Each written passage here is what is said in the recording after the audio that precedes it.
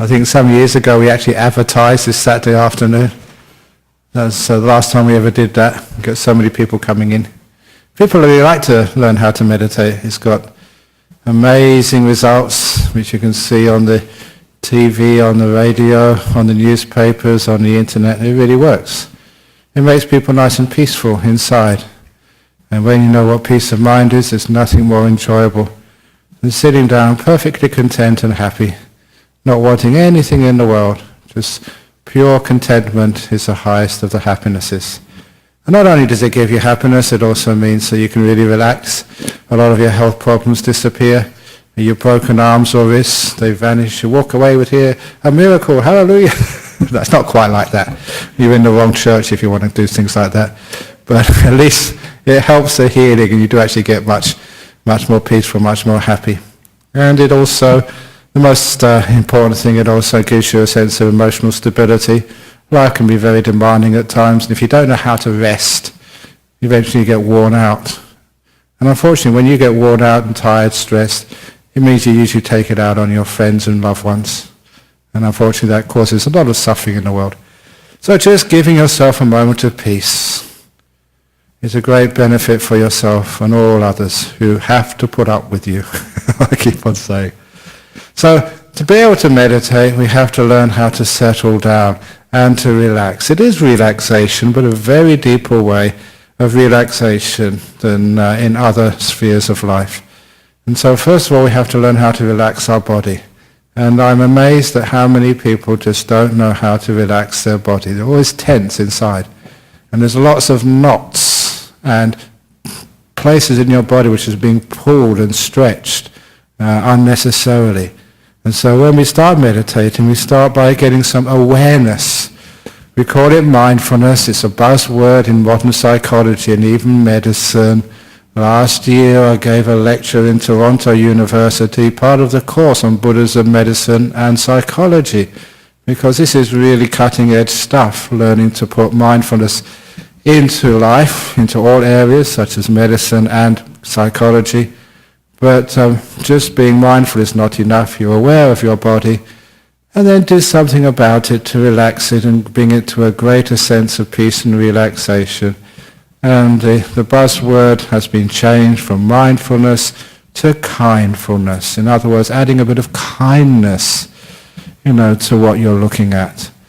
And I'm sure each one of you have had experiences, especially when you are small, when you were sick, when you were hurting, when you were in great pain, and some person came up to you and they were just really, really kind to you. Maybe a mother, giving you a kiss when you were in trouble. Maybe just another loved one who just stroked your hair when you were in a bit of agony. And just that tiny bit of kindness eased the pain. If it didn't ease the pain, it may have just taken it totally away. It's happened to me many times. The power of kindness is marvelous because it does relax the mind, which then relaxes the body. And when the body is relaxed, it can heal itself. So when we start the meditation, we start with this mindfulness on your body, just to be aware of how you're sitting and just how you're feeling.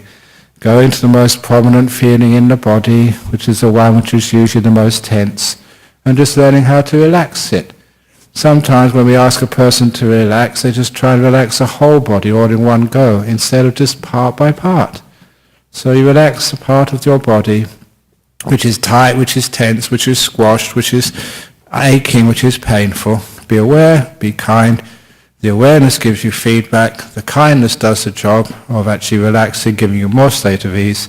And just with that little process, you're mindful, you're kind, you're mindful of the change, you're more kind to that area. It changes to even greater states of relaxation. You're more kind to it. You can relax your body so deeply with mindfulness and kindness. Not only does that, feel good, having a body which is really, really relaxed. And I've read in papers and I've seen on these shops, you can go to all these very, very expensive spas, which, to relax your body. You can relax your body here. Much more easy, much faster, and most importantly, much cheaper than what you spend in a spa, because you're doing it by yourself, and you can take this technique home, being aware of the body, relaxing it, opening it up, lessening any tightness or tensions in your body. Until after a few minutes, your body feels so nice, so relaxed. That's a great health benefit, but we're not just using this for the health of our body, because once you've relaxed your body, the next thing is to learn how to relax your mind. And to relax your mind, you do exactly the same technique. You're aware of what's going on in your mind, and you stop forcing it, stop trying to control it, stop stretching it, squashing it, pulling it, all this force which we use on our poor mind, which basically makes it tired and stressed out. So we learn how to be aware of our mind and be kind to it. In the same way we relax our body, our mind becomes more peaceful. And you'll find the more you relax your mind, the more happy it is, the less you need to think. A lot of people have the idea that the biggest problem in meditation is thinking. Think, plan, remember, fantasize. But instead of trying to control that, you ask yourself, why? Where does all that thinking come from? And all thinking comes from discontent, not really being happy here. So these are our escape mechanisms. Escape into making ourselves busy with the future, with the past, or if that doesn't work, with fantasies, dreams, all because we're not happy to be here. So little by little, when we relax, just like the body becomes more peaceful and more easy to stay with, more delightful to be there in your body as it relaxes, the same happens with your mind. It becomes relaxed. It becomes easy. You don't need to run away from the mind. The mind becomes a very pleasant place to be with. You don't need to go thinking and planning, because you're happy to be here. As I wrote in my new book, that all the places I travel to in the world, last week I was in Penang, you guys had holiday. I never have a holiday. My saying is no peace for the wicked. Always working. Christmas Day, Boxing Day, New Year's Day, weekends, Monday, Tuesday, Wednesday, Thursday, Friday. Oh my goodness. But I enjoy it, so it's not really work. So, that's why I don't get paid, because it's not really work. And so, when you are traveling from place to place, I say I've often seen human goings, but I've never seen or rarely see human beings. People are always going somewhere, they're never being here. So when you relax your mind, you return to your state of becoming a human being again, just being here, not going anywhere, not trying to get something, not trying to get rid of things, just being here. So see if you can become a human being again instead of a human going. Which means that we just relax and the mind sort of stops going places and trying to achieve things and making things happen. All that starts to disappear. We relax in our mental world. And as we relax in our mental world, just so you know what's going on, the first two things which we notice should disappear is all the past and all the future. These places of business, it's like you have two jobs in life. It's bad enough having one job. Imagine having two jobs and you have to work double jobs. One is managing your past and the other one is planning for your future. And both of them take so much energy from your brain. Especially, the planning for the future. Are you really planned out what you're going to do next when you leave here? What you're going to do on Sunday? Planned out your life, where you're going to go to, or who you're going to visit? It's all planned out. Please, tear up all those plans. Because plans, they don't work. Plans are the prisons of your mind. They just captivate you into seeing one thing. Instead, just learn how to be a bit more adaptable to the future. If you're going to plan maybe 5 minutes or half an hour, and the rest, let it evolve. And anyway, you think, I can't do that. If I don't plan things, it will all go wrong. And it's true, I agree with you. If you don't do planning things, it goes wrong. But I also know if you do plan things, it goes wrong anyway. So the best thing to do is not plan and enjoy it before it goes wrong. Because whatever you do, it's going to go wrong. But more than that, it actually doesn't go wrong when you don't plan. And the reason is because if you keep your attention in this moment, and you're kind to this moment, be aware, be kind of this moment, and that is the best you can do for your future. Because now is the place your future is being made. Right now, you're creating your future. This moment is the only place where you can do anything about your future. Right now. So what's the best thing to do about your future? Right now, be here and be kind. Be peaceful. Be still. Relax. And if you do that, you'll have energy. You'll have clarity. You'll have the wisdom created right now to deal with whatever happens in the future. This is how you prepare for your future. Just like that old story when I was doing examinations, I tell this often when I go to schools, doing examinations at university, instead of worrying about the exam I just did, it's absolutely stupid. Why is it that people, they just finish an exam and they worry about it? It's done, it's finished, you can't do anything about it. Good or bad, fail or pass, it's done. It's your past, you can't do anything about it, for goodness sake, so let the past go. And don't ever imagine you can learn about the past. You learn from the present far more than you'll ever learn from the past. So just doing an examination, let go of the past, and the next thing, worrying about the future, what's going to happen. You need to have all your energy and clarity to perform and pass the trials of the future. You just waste so much energy now by worrying about it, by thinking about the future. So you can imagine just being here is the best you can possibly do for your future. So this is what we do.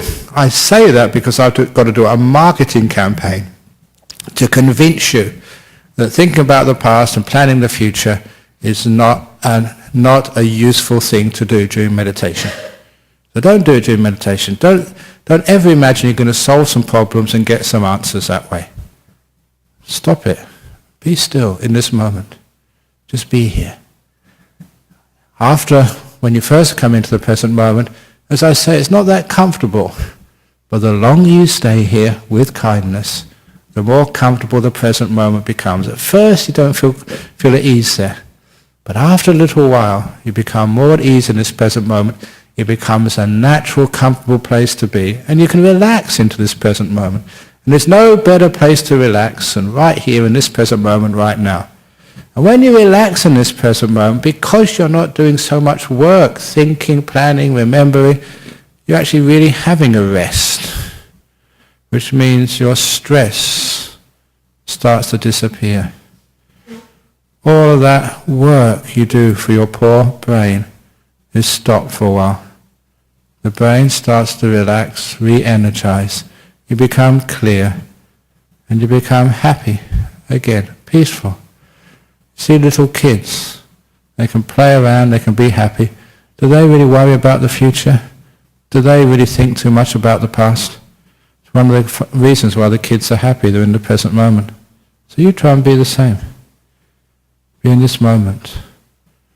And then afterwards I'll introduce you to the breathing, just to keep you in the present moment, just to focus on one thing, rather than allowing the mind to go to many things. Little by little you're relaxing the mind.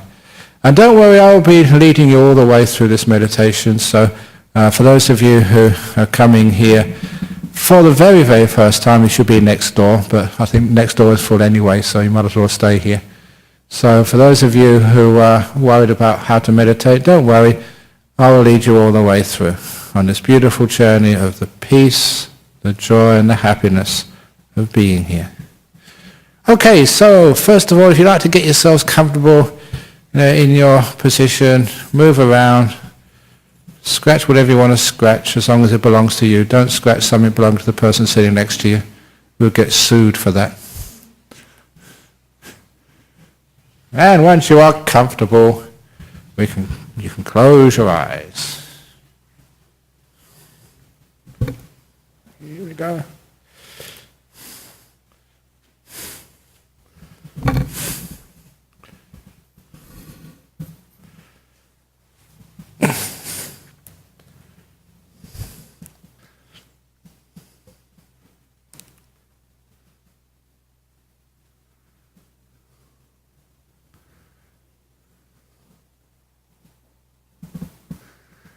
And with the eyes closed,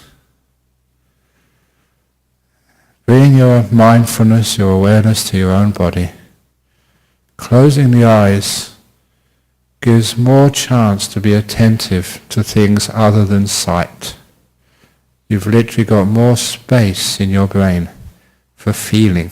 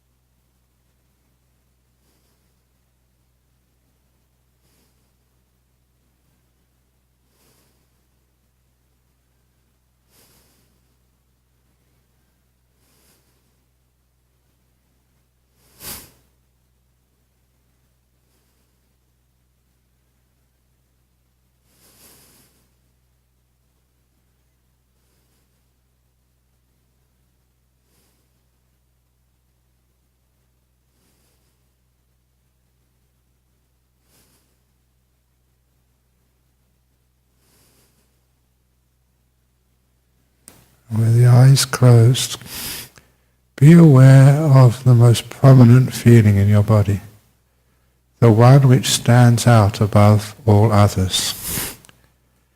That's usually an ache or a pain somewhere, or an irritation. Please focus on that. That's called being mindful. Feel it. And then send it kindness.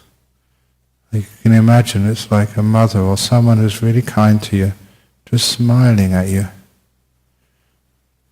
It might be a dog licking you, or a cat curling up in your lap.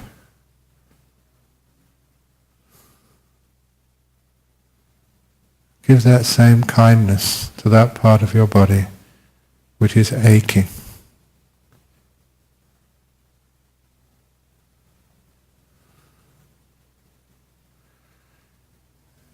And that's mindfulness should notice the feeling change. The pain get less, the irritation just get less.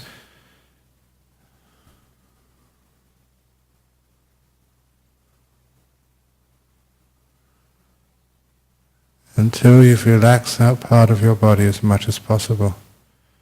And there may be another part which is now the most prominent feeling.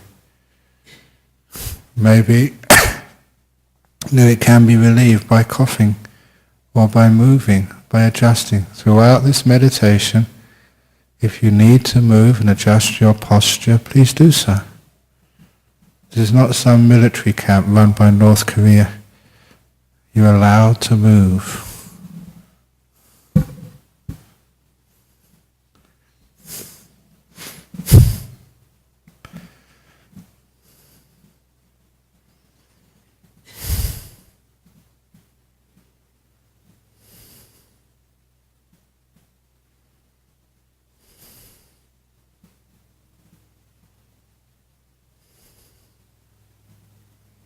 And keep your awareness on your body, being kind. We live in our body for so many years, but we rarely pay any attention to it.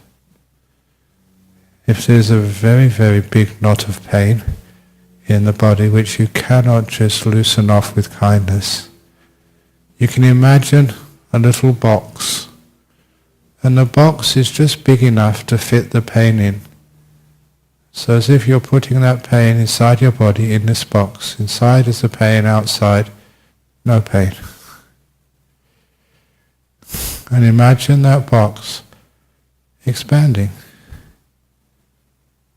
getting bigger and bigger, thereby expanding the pain, not spreading it through your body as much as diluting it, making it thinner as it expands and expands and expands until the box is bigger than your body, diluting the pain like water turning into mist, and the mist becoming so thin you can't even see it anymore as the box becomes bigger than this hall, bigger than the suburb, bigger than Perth, bigger than the earth. As you expand the knot of pain away, expanding, loosening. These are all terms for letting go, for relaxing, for easing, not pushing, not pulling, not squashing, expanding and loosening. And as your body relaxes, keep your mindfulness, your awareness on the body. And just notice the delight. There's a special feeling of delight of a relaxed body. For those of you who do go to spas, or just go for a swim by the beach or in the pool, and then you sit down afterwards, you feel this special delight in your body of having relieved so much tightness and tension, being relaxed, at peace, at ease. The delight of a relaxed body. Please notice it if you can.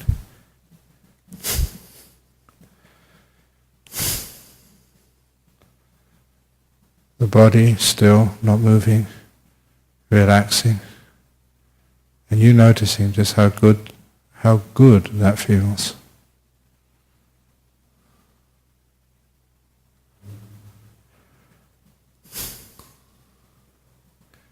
Now, having relaxed your body, sometimes you need to go longer, sometimes shorter.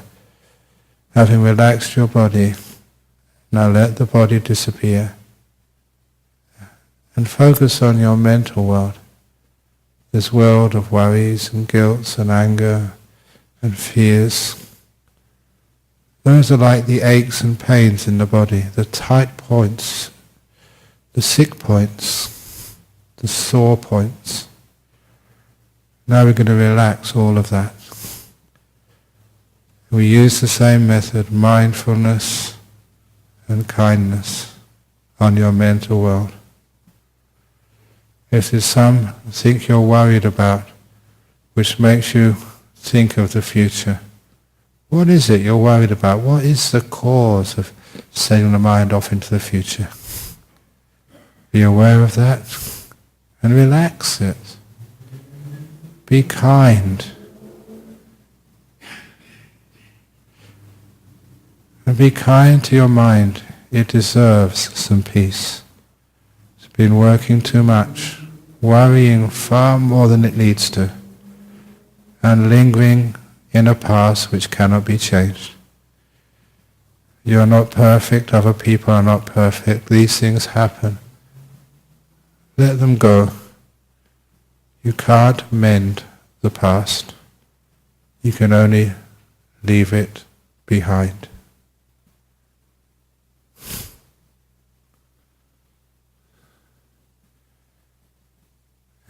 And come into this beautiful place, this garden of the present. Not a place of business, Not a place where you have to struggle and strive. Not a place where you have to worry about being accepted. The garden of now is your home, your birthright, the place you relax.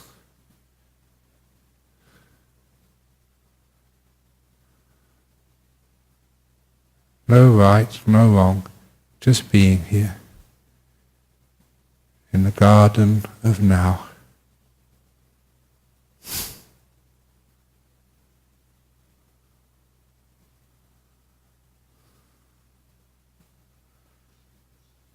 And be kind to this place.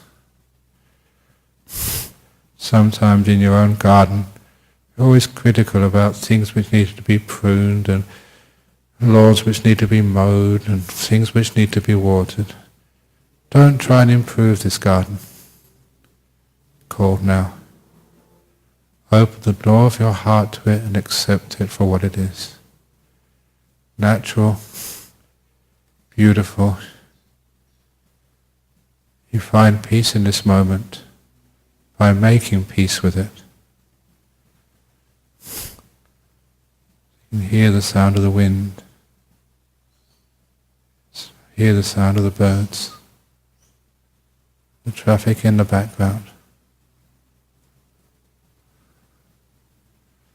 Nothing to plan, nothing to get, and no history from the past is allowed into this garden. It's a refuge, a place of peace, a holy place. It's like leaving your shoes outside the Buddhist temple before you come in. Your left shoe represents the past. The right shoe represents the future. Leave both outside. We don't know where you come from. We're not going to follow where you go to. We're only going to be kind to you when you're here. Be kind to this moment. And open up the door of your heart to now. And relax.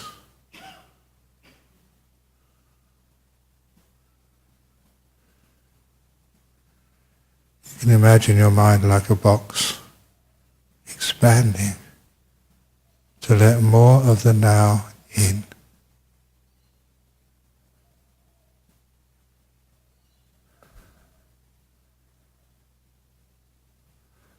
Sometimes there's so much of the past, so much of the future, there's no space for now.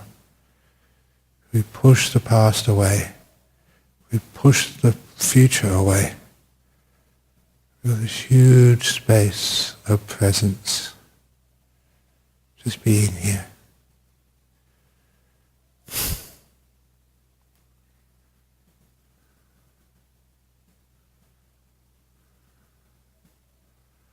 A garden without fences, without limits. See if you can notice the delight. Just being here. Nowhere to go, nothing to achieve, no mistakes, just being home in the now.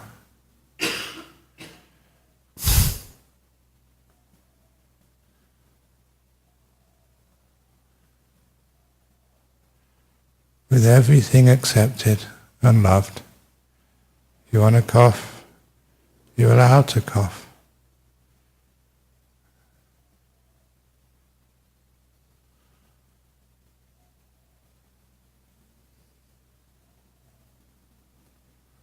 And relax into this moment.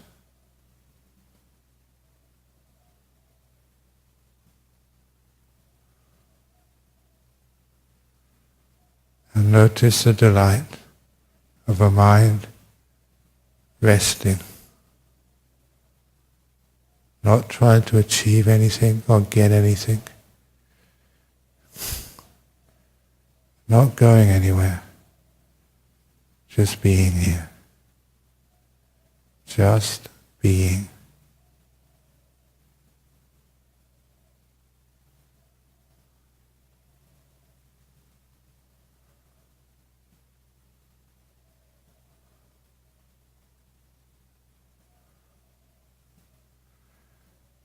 What does it feel like in this moment?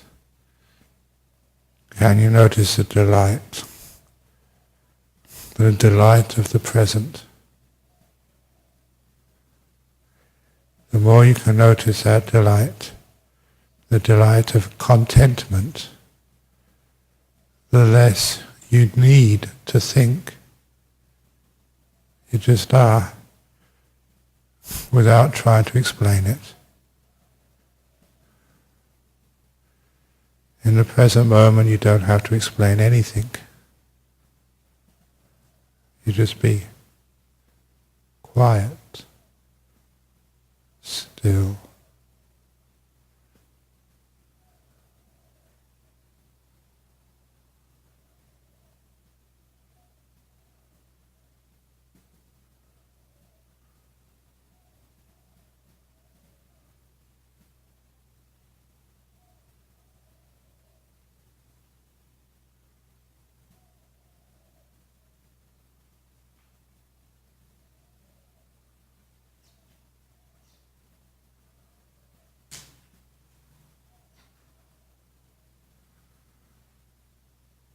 If you're happy here, stay. If your mind is not settled down yet, see if you can focus on your breathing. Just notice this air come and bring you life into your body. As you breathe in, as you breathe out, taking all the toxins, carbon dioxide, all the used stuff, like the garbage, taking out. And as you breathe in, just think, breathing in peace, life, energy, breathing in love.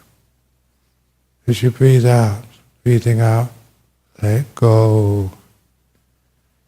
Breathing in peace. Breathe out, let go.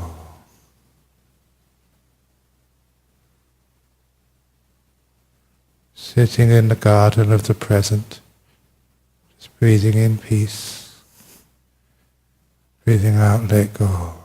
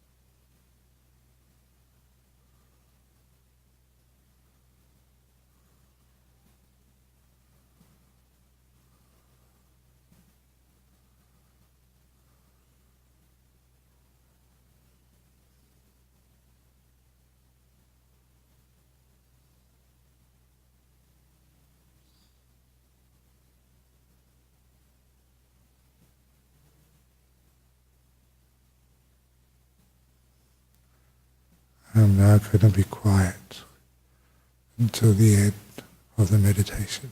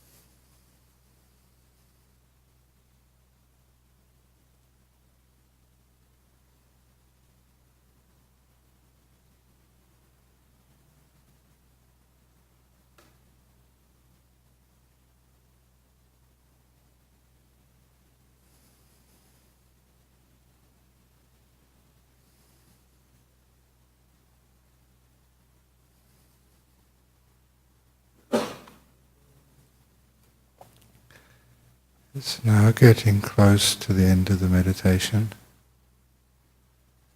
How relaxed are you?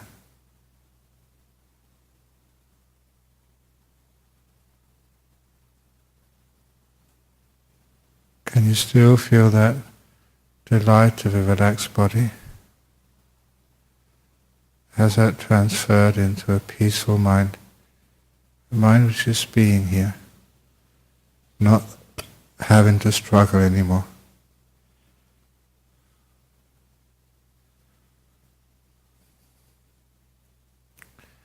With nothing pushing or pulling or squashing your mind. Just free to be.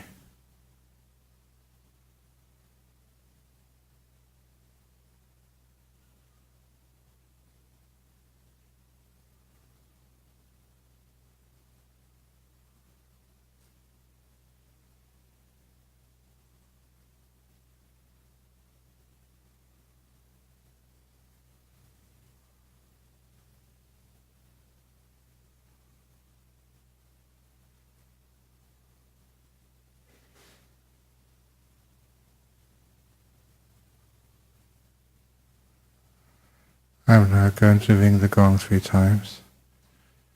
Please keep your eyes closed. Just listen to the sound of the gong and let the third ringing very gently bring you out from your meditation at the end of the third ringing of the gong.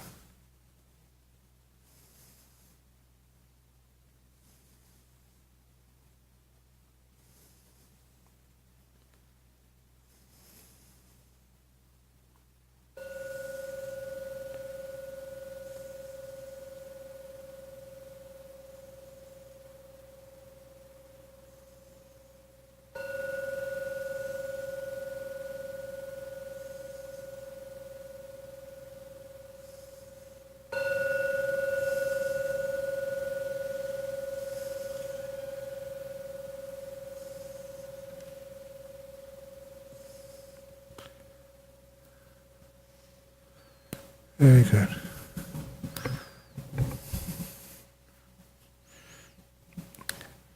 So the end of the meditation is a time to ask any questions. There's also, you may know that this class is streamed live to many parts of the world. People listen in for their weekly advice on meditation. So we have some questions from overseas. But first of all, any questions from here? Okay, let's start with the overseas questions then.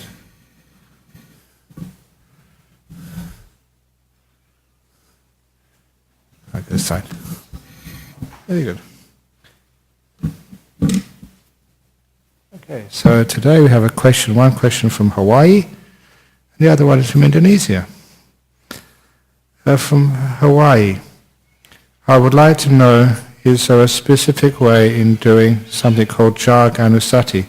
Do I just let memories of my generosity come, or should I dig for them?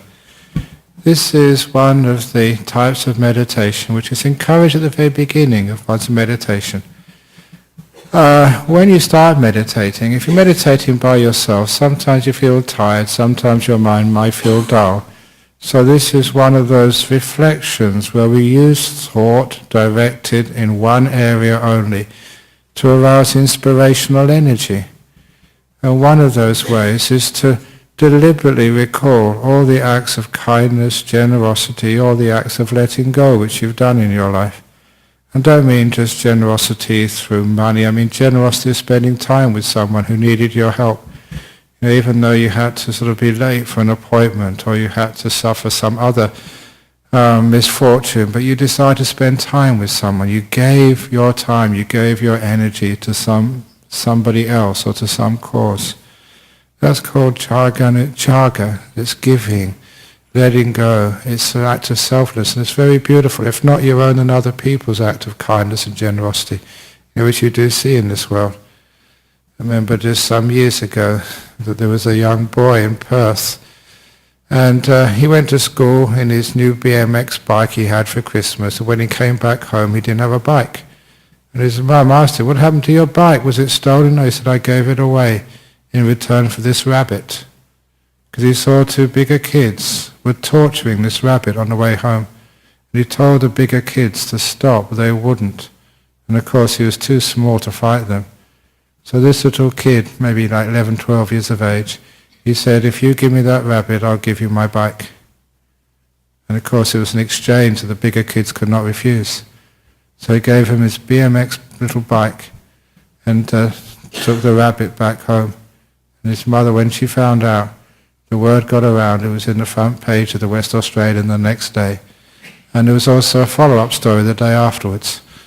3 BMX bikes had been donated to that boy because of his kindness. And he's in this tiny little rabbit and being harmed and hurt, and he said stop it, and he had to stop it, even though it cost him his bike, for a tiny little rabbit.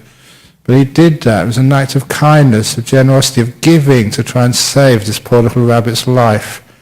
And the result of that, when people heard, it's inspiring. Just people contacted the newspaper, got the kid's address, and sent him a BMX bike, 3, when he started off with 1. And that's the sort of thing I love. It really inspires me.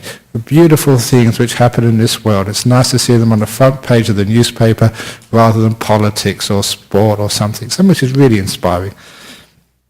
Now, when you start thinking like that to the beginning of meditation, it inspires you, uplifts you, which means that you start in a very positive way when you meditate. And it's very easy to get peaceful and still. When you're happy to be here. So there's no specific way in doing this reflection on giving and generosity and letting go.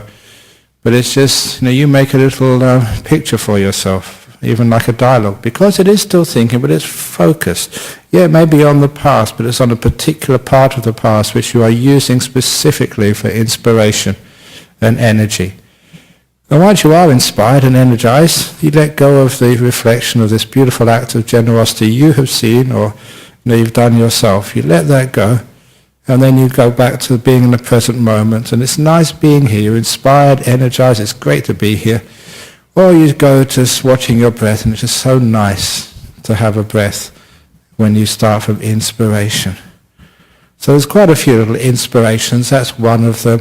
The other one is, all the other virtuous things you've done, the beauty you've seen in this world, whatever inspires you, you reflect on at the very beginning.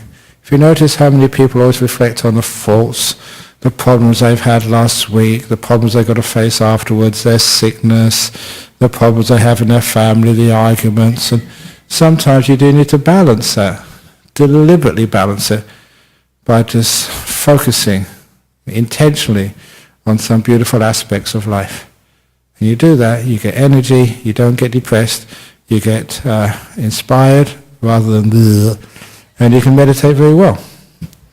So you can do your own generous acts, or you should get other people's generous acts, either work and dig for them. Hopefully you don't have to dig too deep, because most people are just really kind, generous people.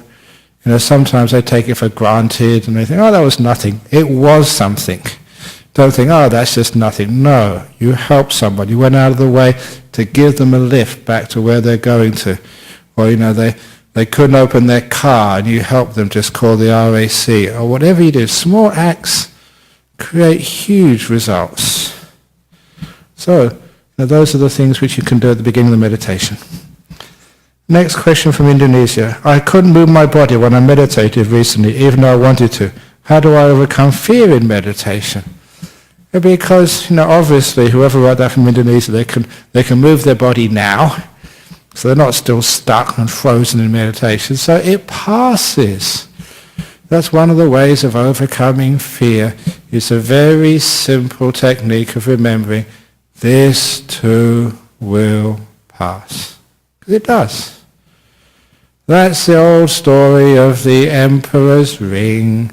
An emperor, a young guy, inherited the throne, and he didn't really know how to rule a country. He was too young and inexperienced.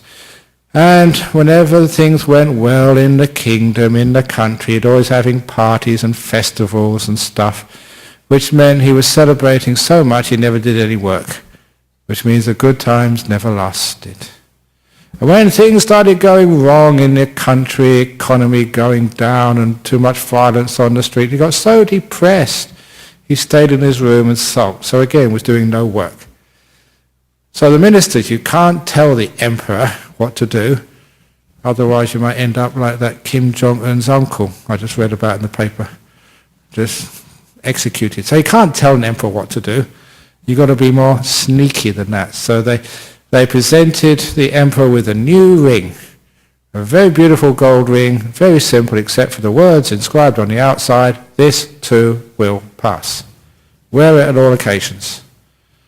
And the emperor could watch that when times were going well. This too will pass.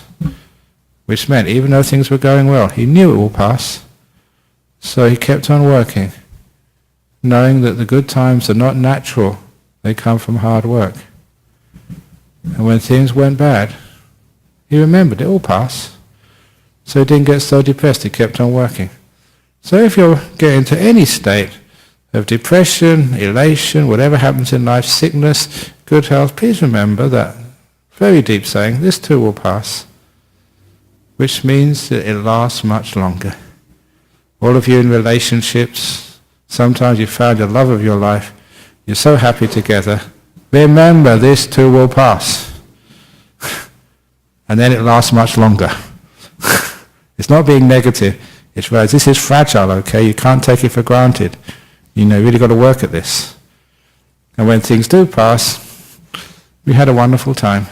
We did our very best. And it will pass.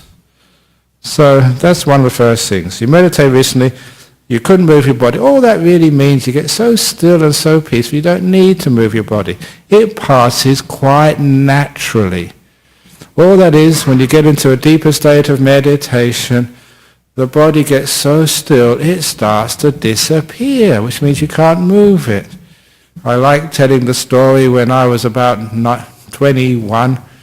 It was very hard to find places to meditate in UK at that time. I went to this Zen monastery which had just opened up. And in this Zen monastery, you had to sit facing the wall with your eyes open, just staring at this blank wall. And because I was a young guy, willing to do anything, just see what happens. You're always adventurous and courageous when you're young.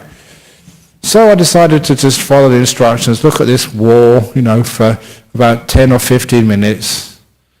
And it wasn't boring at all because suddenly the wall vanished. It just wasn't there anymore. And that was weird. But, this was, UK 70s. We liked weird stuff in those days. And it wasn't any drugs or anything. It was just weird. There was a wall one minute and now you couldn't see it anymore. And it didn't really take me long to figure out why. Because all of your senses only notice change. If there's a sound in the background which doesn't change, you can't notice it anymore. Same as the temperature in this room, after a while if it doesn't change, you don't notice it anymore. Things which don't change just fall off the radar. The brain is only wired to notice changing things. So because I was just watching this wall, it wasn't changing for about 10 or 15 minutes, the sense of sight just turned off. There was nothing to do. And I noticed exactly the same. You have that experience whenever you meditate, you close your eyes. If you really are aware, you notice the inside of your eyelids when you first close your eyes. And then after a little while, because it doesn't change, the sight turns off. You don't see anything. It's not you're seeing blankness or you're seeing black. You're not seeing at all. Sense of sight gets turned off. And that's what they were doing by staring at a white wall. It just disappears. And because you are sitting still, you're not moving the body. You've got to be comfortable first of all. It doesn't work if you've got aches and pains. But if you're comfortable, you're sitting perfectly still. After a while, you can't feel your body anymore. It's not you've gone to sleep. You're perfectly aware of, say, something like the breath, but you can't feel your legs, you can't feel your hands, your head. All that stuff is all gone. So that's what the fellow in Indonesia experiences, the body vanishing for a short while. It turns on again. You don't have to do it. It's totally automatic. The same process when you go to sleep. During sleep, you suddenly notice, I decide, okay, I'm now going to wake up. You don't have to wake up. It just happens naturally. Or your alarm wakes you up or something wakes you up. But a lot of the time it's just a natural waking up. And it's the same when the body disappears, it comes back again quite naturally. So just remember, it passes, it's natural. And it's beautiful when your body vanishes for a little while. All my little stories as a young monk, we used to meditate when we first started this monastery in the northeast of Thailand, our teacher would make us meditate for 2 hours in the evening, between about 6 and 8 o'clock in the evening, in the jungle. That was the time the mosquitoes came out for dinner.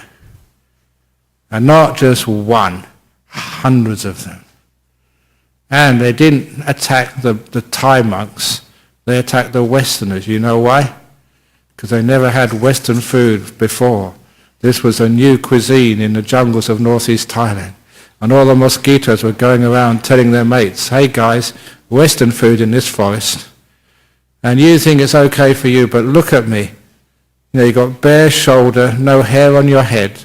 It's like there's more seats in the restaurant for a monk than there is on you guys. And genetically, in all these Asian countries like Sri Lanka or Burma or Thailand, Cambodia, those mosquitoes have got genetically inbred sort of knowledge. If you see someone in a brown robe, you're a safe lunch dinner, because we're not allowed to swat you. So of course they get attracted to monks, Western monks, and all these mosquitoes over you. And it's so irritating.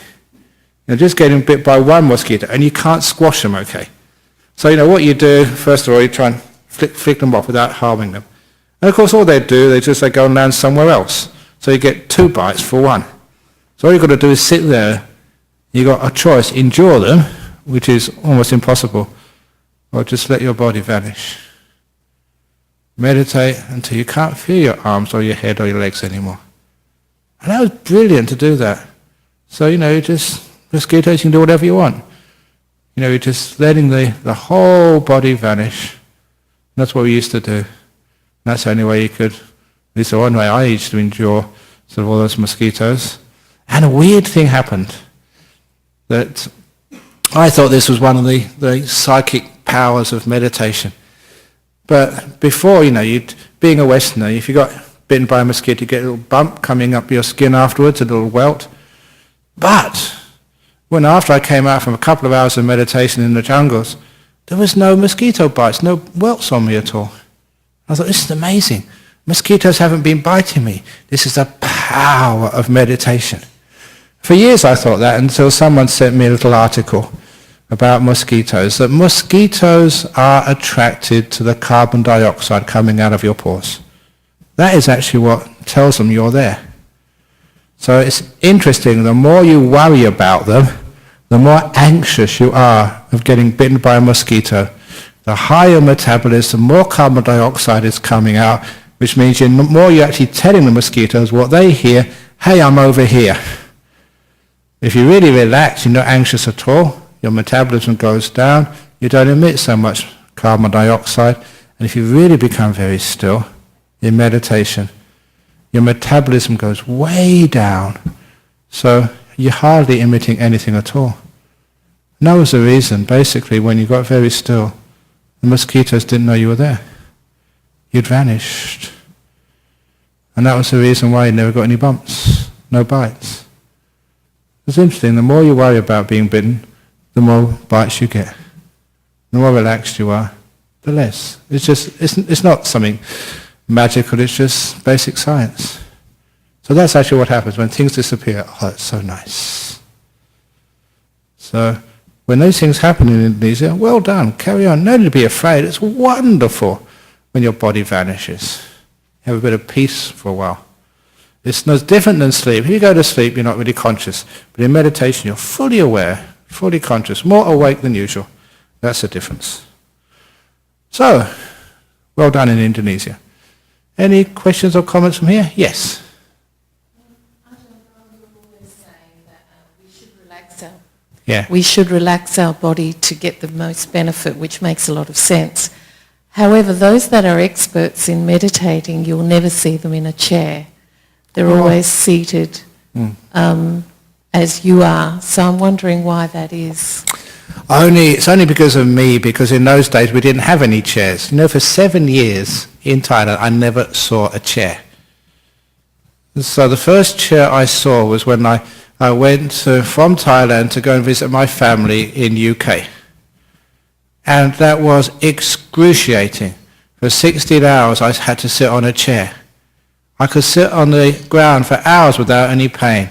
But sitting on a chair for about 10 or 15 minutes, I was in agony. It's just what you get used to, that's all. So, you get used to being in a chair, and you're comfortable. For me, even if you've seen me when you go in the car, going back, I try and cross my legs when you're on the seat of the car. Even, in the aircraft, you try as soon as you can to cross your legs on the seat, because this is most comfortable. It's just what I got used to, that's all. It's nothing magical, it's just, the way I grew up, sitting on the floor. In Thailand, that's where I learned. So you're not in Thailand.